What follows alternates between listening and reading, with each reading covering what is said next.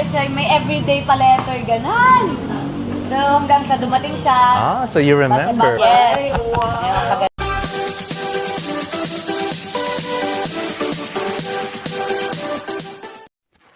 Hello at welcome back sa akin channel. Chris Lawrence at Katrina Halili may inamin sa kanilang Q&A.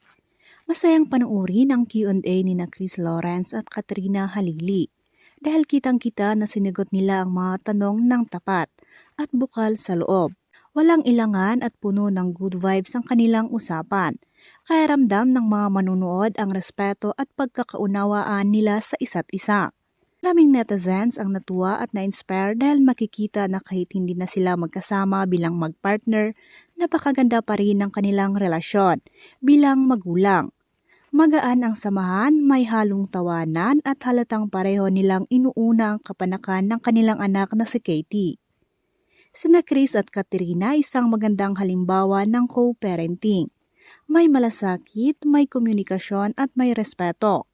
Ipinapakita nila na posible ang maayos at masayang relasyon kahit hiwalay na. Basta may pagmamahal at pag-unawa para sa pamilya.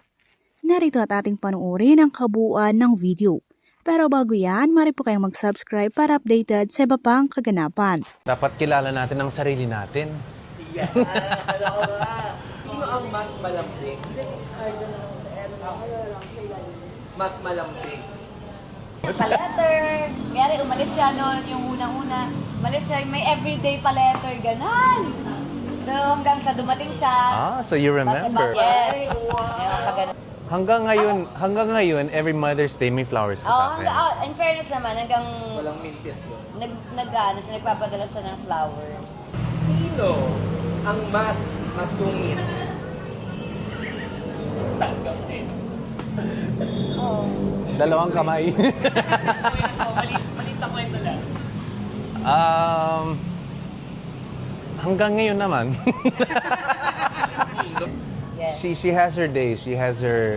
It's like sun and moon. Yeah, kaya it's like kanina night and day. tinatanong nyo, di ba, kung okay. Oh, sige, siya na mag-explain. Ngayon, okay. Sun and moon. Baka bukas eh.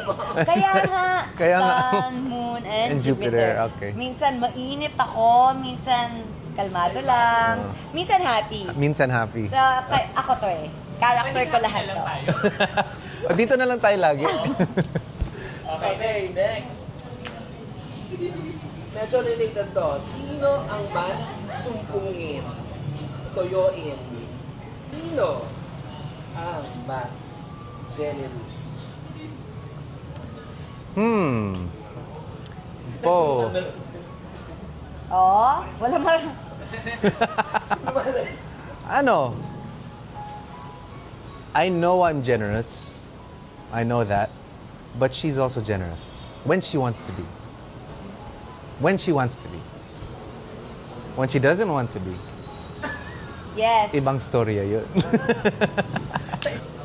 Sino ang mas favorite ni Katie? Ano ba yan? Favorite? Dapat ako. Sarap!